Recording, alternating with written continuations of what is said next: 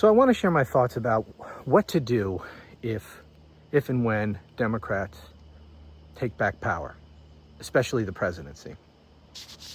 Because there's been a lot of talk lately, rightfully, about how these things that Donald Trump is doing, these authoritarian power moves that he's doing, and the precedent he is setting in doing them, will lay the predicate for a Democratic president to do the exact same thing to Republicans. Okay, so Jimmy Kimmel, Trump has his FCC thug get Jimmy Kimmel's show suspended. Okay, well, now you set that precedent. The next president can come in and do the same thing to right-wing networks. Maybe we would go after Fox News and do other things to Republican and MAGA organizations and people. Use the power of the federal government to go after them the way Trump has used his power to go after his political opponents. And this is, by the way, one of the things that some of these MAGAs are beginning to question Trump about and to take great issue with. I don't know that many of them are abandoning him yet, but I'm seeing a lot of rumblings on the right over some of these excessive power grabs that are making them uneasy, and they're criticizing Trump. Anyway,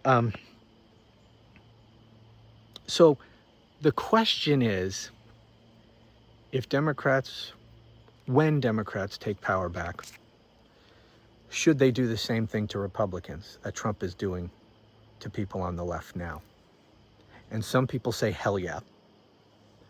Other people say no, because then we're going to be just like them. And it'll be just, a never-ending spiral. And we're going to destroy ourselves. And we need to stop.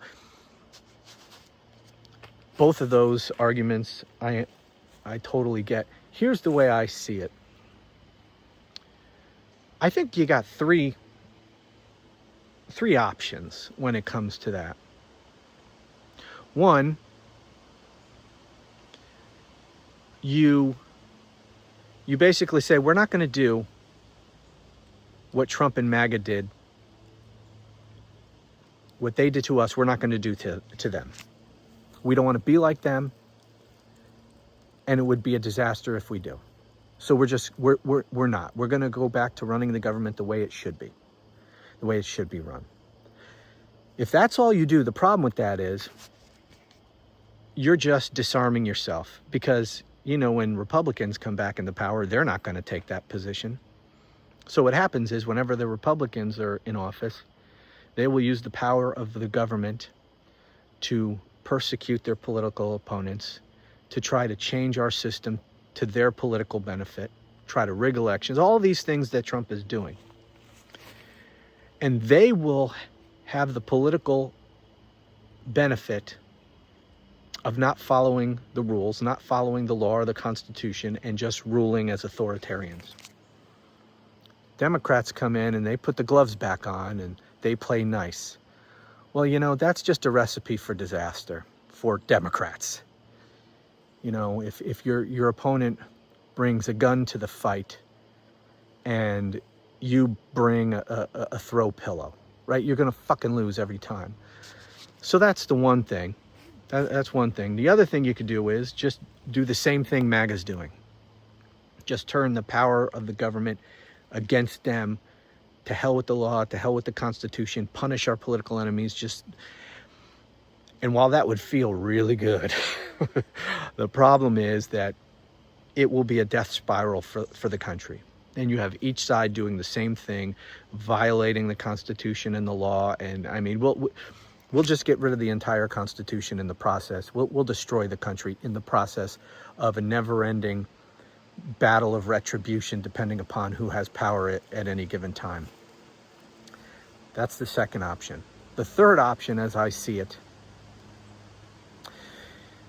is for Democrats to take power and then use their power to push through changes, a lot of changes that we need in this country, both in law And frankly, in the Constitution, there's ways that the Constitution can be amended to try to prevent some of these things that we've seen Trump do, to constrain the powers of the powers of the presidency are way the fuck out of whack.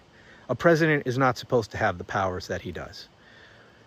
But through horrible court decisions over the years, acquiescence of Congress actually handing over their power to the executive branch over the course of decades, power of the president has grown beyond all constitutional bounds. And we can do things through law and constitutional amendments, and quite frankly through the courts, where we can rein back in the powers of the presidency to prevent this kind of abuse in the future. But how do you get that? How? Because some of those things would require constitutional amendments, but a lot of things you can do without that. How do you get Republicans to go along with that? Well, if you have big enough majorities, you don't need Republicans to go along with it. But if you want or need Republicans to go along with it, how do you do that? Well, if a Democrat is president, they might agree to do some of those things because they fear that Democrat is going to use the power of the government the way Trump did against them. And maybe you could do sort of a hybrid approach to get them to do it. Maybe the next Democratic president can use the power of the government to go after some of these people. First of all, we have laws to go after some of these people. So legitimate prosecutions of these fuckers, absolutely. Under every circumstance, we should do that. These motherfuckers are breaking the law, violating the Constitution, and they should all be held legally accountable.